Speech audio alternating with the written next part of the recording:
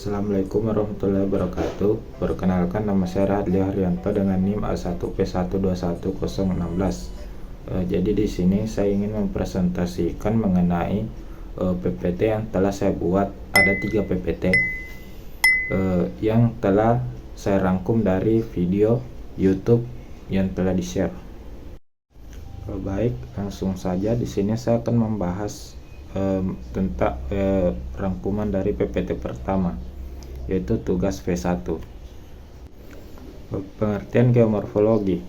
Geomorfologi ialah berasal dari kata geo, morfo dan logos, yang jika kita simpulkan adalah geomorfologi adalah ilmu yang mempelajari permukaan bumi. Geomorfologi menurut ahli adalah studi bentuk lahan yang menekankan pada sifat alami asal mula atau genetik, proses perkembangan dan komposisi materialnya. Cok 1974. Perkembangan ilmu geomorfologi. Sebelum era 1970 ada yang disebut dengan paradigma Davis. Nah, ada juga setelahnya 1970 ada yang disebut dengan paradigma King. Paradigma Davis itu meliputi struktur, proses dan stadium. Sementara yang setelah 1970 itu paradigma King meliputi bentuk lahan, materi dan proses. Bentuk lahan merupakan objek material geomorfologi, kenampakan fisik permukaan bumi yang mempunyai bentuk mencirikan suatu proses tertentu yang dihasilkan oleh sebab alami. Bentuk lahan. Jadi ada 5 bentuk lahan yang genetik atau yang merupakan yang ada asal mulanya, yaitu bentuk lahan gunung api, marin, fluvial, struktur, solusional, denudasional, eolin, organik, glasial, antropogenik, yang dikutip dari Verstappen 1983. Kedudukan geomorfologi terhadap ilmu kebumian lainnya. Jadi seperti yang kita lihat pada PPT ini, geomorfologi itu meliputi fisiografi dan geologi. Fisiografi ini meliputi klimatologi, oceanografi, dan geologi meliputi mineralogi, petrografi, stratigrafi dan lain-lain. Nah, kedua hal ini, geologi dan fisiografi, tidak jauh dari yang namanya geomorfologi. Ini dikutip dari Lockback 1954. Nah, bisa dilihat dari gambar ini juga, dari yang dikutip dari Douglas 1974. Bentuk lahan atau geomorfologi ini berasal dari geofisika dan geologi. Nah, geofisika ini dipengaruhi dari rotasi matahari, fisik atmosfer menjadi iklim, dan iklim ini akan mempengaruhi bentuk lahan. Begitu pula dengan geologi, mempengaruhi perubahan kristal menjadi tektonik dan akan menjadi bentuk lahan dan sebagainya. Semuanya saling terkait dari manusia, binatang, dan juga geosfer pembentuk bumi. Nah, ada juga bentuk lahan yang merupakan wadah bagi ekosistem, yaitu ada lingkungan abiotik yang meliputi 5 unsur geografi, geosfer, seperti atmosfer, litosfer, pedosfer, hidrosfer, dan oceanosfer. Ada lingkungan biotik yang meliputi flora fauna. Abiotik ini benda mati dan biotik ini benda hidup. Nah, ada juga lingkungan kultur yang dipengaruhi oleh manusia dan peradabannya. Terapan ilmu geomorfologi itu bisa dilihat dari gambar ini yang dikutip dari Panissa 1996, Gaudi 2024. Sumber daya versus bencana ini menghasilkan adanya perencanaan wilayah dan tata ruang.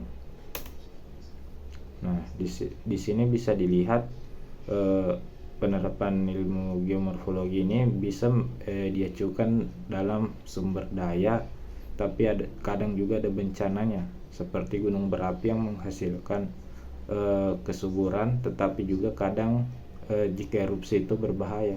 Seperti juga dengan sungai, jika sungai itu meluap akan merugikan masyarakat sekitar yang ada di sungai tersebut. Nah, terapan ilmu geomorfologi juga bisa dilihat dari peta ini, seperti perencanaan wilayah atau tata ruang, seperti dilihat dari provinsi Jawa Tengah atau Yogyakarta ini. Bisa dilihat potensi risiko yang warna merah. Kalau yang warna kuning itu hati-hati, dan hijau atau yang tidak terdeteksi itu mungkin aman. Semua sudah dikaji. Nah, ada juga hubungan geomorfologi dan geografis. Geomorfologi geografis mempelajari hubungan fungsional bentuk lahan dengan gejala fisikal dan kultural. Ini dikutip dari Darmojuwono 1972 dalam Sutikno 1995. Geomorfologi dan geografi sama-sama mengkaji fenomena keruangan di permukaan bumi.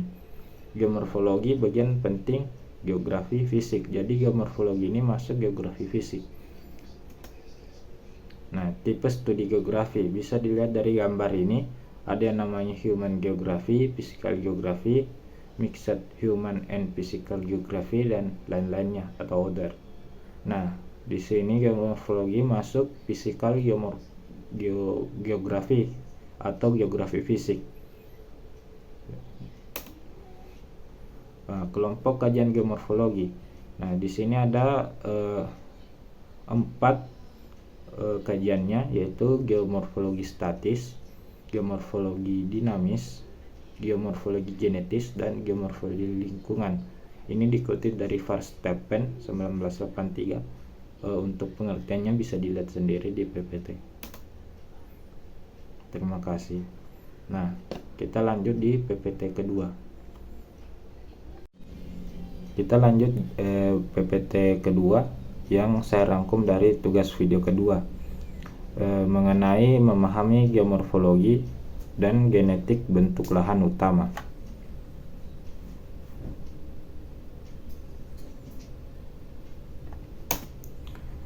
Aspek yang dikaji dalam geomorfologi. Jadi seperti yang dilihat dari gambar ini, ada epistemologi dan ontologi. Nah, epistemologi ini membahas mengenai morfologi. Dalam morfologi ada morfografi, ada morfometri. Nah, kedua ada morfogenetik yang membahas morfostruktur aktif, ada pasif, dan morfodinamik. Yang ketiga itu morfokronologi, dan keempat morfoaransemen. Nah, kedua ini saling terhubung. Di antonologinya itu ada unit genetik, relief, proses, struktur, material, dan waktu. Ini dikutip lagi dari Verstappen 1983. Yang pertama itu ada morfologi. Nah, morfologi adalah bentuk muka bumi yang mendeskripsikan tentang komposisi dan kondisi bentuk lahan, seperti kipas aluvial, dataran banjir, kerucut, gunung api, lereng atas serta lereng bawah, tengah, dan lain-lain. Seperti dilihat yang digambar ini, ada gunung dan garis-garisnya itu menunjukkan batas-batasnya. Yang kedua ada morfometri. Nah, morfometri ini ada unsurnya dengan perhitungan atau angka-angka atau kondisi bentuk lahan secara kuantitatif, ya. Kemiringan lereng, elevasi, jarak puncak dengan lembah, besaran longsor lahan. Yang kedua ada morfogenetik, yang merupakan asal-usul atau perkembangan bentuk lahan.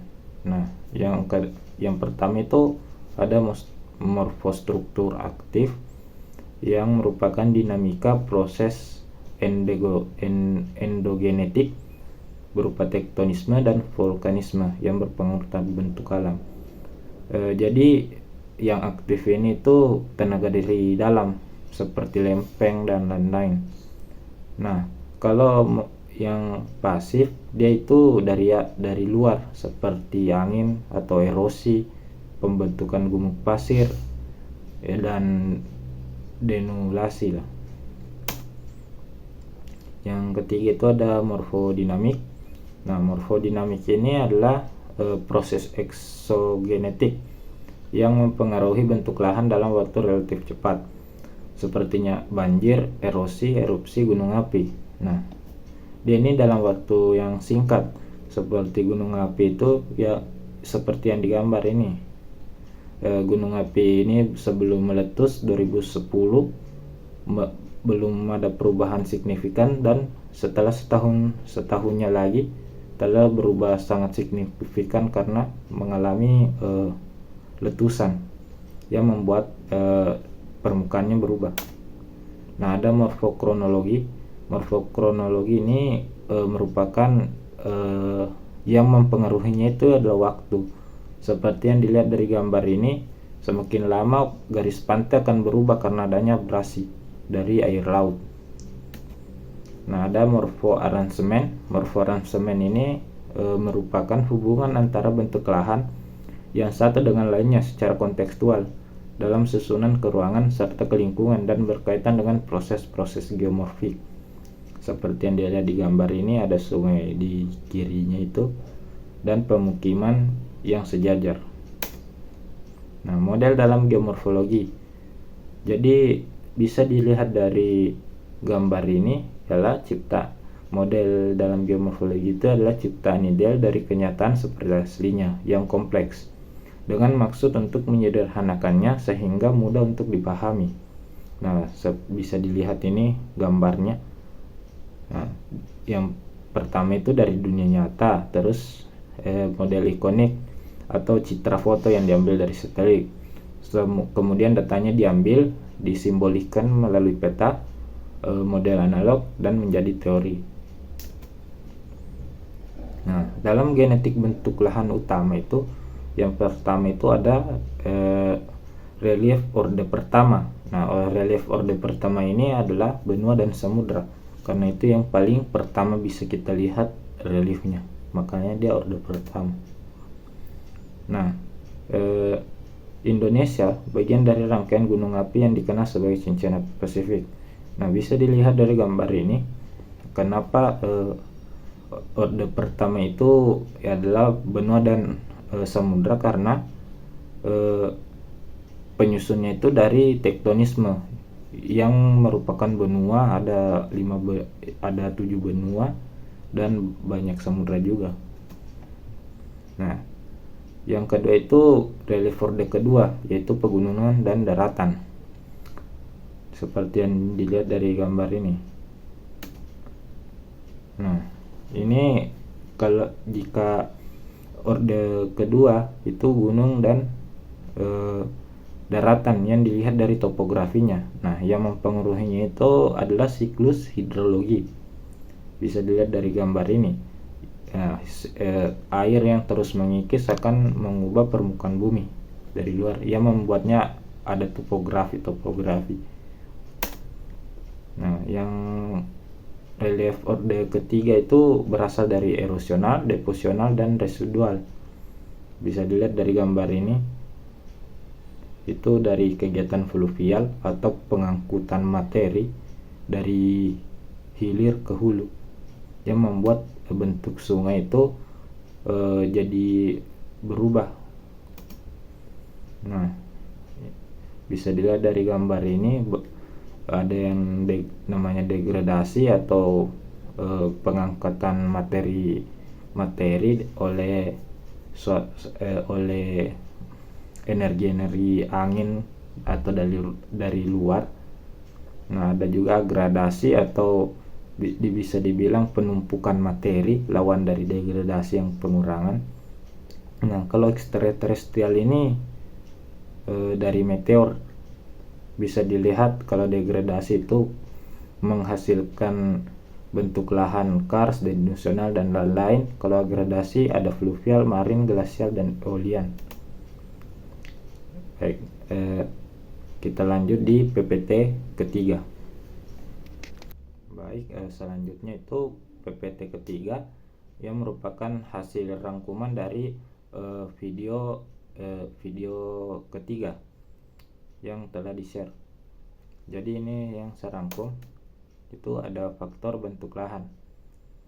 Nah, bisa dilihat dari gambar ini yang mempengaruhi faktor dari bentuk lahan tersebut.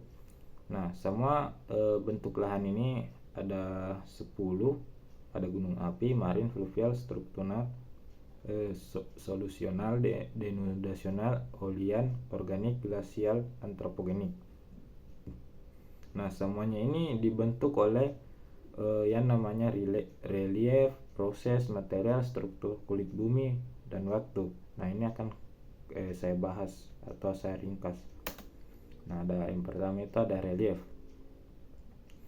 yang merupakan bentuk muka bumi yang didasari oleh adanya perbedaan ketinggian secara relatif antara suatu tempat dengan tempat lainnya. Nah, relief itu seperti topografi. Nah, seperti ada puncak, lereng atas, lereng tengah, lereng bawah, dasar lembah. Nah, masing-masing itu mempunyai ketinggian seperti yang bisa dilihat dari gambar ini. Nah, bisa dilihat dari relief ini ada gambarnya seperti bukit-bukit gunung. Nah, ini hal ini dapat mempengaruhi yang ada di sana karena tidak meratanya penyinaran matahari terhadap bukit-bukit ini. Bisa dilihat dari gambar ini yang ada bentuk lereng dan bentuk lembah seperti yang diilustrasikan pada gambar ini. Ada yang beraturan dan tidak beraturan. Hubungan relief lereng beda tinggi. Nah, dilihat dari gambar ini atau tabel ini bisa dilihat jika itu datar, rata, berombak, itu ada presentasi kemiringan lerengnya dan beda tingginya. Nah, yang terakhir itu ada pola aliran. Ada pola aliran yang merupakan bentuk fluvial atau pengangkutan materi tanah oleh air. Ada banyak bentuknya. Ada dendritik, paralel, terelis, radial, sentrifugal. Bisa dilihat dari gambar ini. Nah, beberapa tipe pola aliran dilihat dari atas lewat foto udara citra satelit peta. Yang kedua itu ada material. Nah, material ini itu seperti batuan. Bisa dilihat dari tabel ini ada jenis batuannya, ada pelapukannya, liputan singkapan batuan dari peta atau citra penginderaan jauh. Nah, semuanya ada di sini. Sebenarnya ini dibahas detail di geologi. Cuma karena ada hubungan geologi dengan geomorfologi, jadi kita membahasnya juga di sini. Nah, yang kedua itu ada tanah. Ada ketebalan tanah, ketebalan regolit, sama sifat tanah. Ini merupakan horizon tanah. Nah, dalam tanah ini yang dibahas itu adalah fisika tanah, biologi tanah, dan kimia tanahnya. Nah, fisika tanah ini meliputi tekstur, struktur, kebang kerut, permeabilitas, dan warna. Sementara biologi tanah ini bahasanya itu tentang organik dan organisme seperti cacing tanah atau lumut, atau mungkin hewan-hewan yang dapat mempengaruhi kestabilan tanah. Nah, jika ini dia dibahas lebih detail di geografi tanah atau pedologi. Yang ketiga itu ada proses. Semua gaya yang mengakibatkan perombakan bentuk muka bumi oleh tenaga eksogen sehingga memungkinkan terjadinya stadium muda, dewasa, dan tua di permukaan bumi. Nah, yang pertama itu ada erosi, terlepas partikel tanah terangkut dan terendapkan. Jadi itu erosi itu pengangkutan materi oleh energi yang ada di luar bumi seperti angin atau air. Ini ada tabel kriteria erosi. Tanpa erosi itu 25%, di bawah 25% luas area. Kalau erosi ringan 25-50% ke atas. Ya, kalau sudah ke atas itu erosi sedang. Erosi berat itu lebih dari 75% luas area. Nah, bisa dilihat dari gambar ini, besarnya erosi itu yang akan terjadi sebagai fungsi, ada rumusnya, bisa dilihat.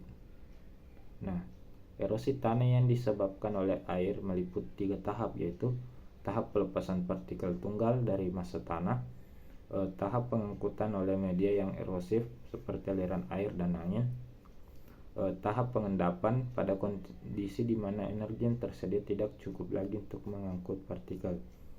Nah, ini dibahas lebih lanjut di geografi tanah. Nah, ada gerak massa seperti yang dilihat dari gambar tersebut. Ada pergerakan perpindahan massa tanah atau batu kedudukannya semula akibat terganggunya kestabilan lereng disebabkan gravitasi dan air sebagai agen yang mengangkut. Ya. Ada struktur atau arsitektur muka bumi. Bisa dilihat dari gambarnya, itu ada kekar, lipatan, sesar. Nah, ini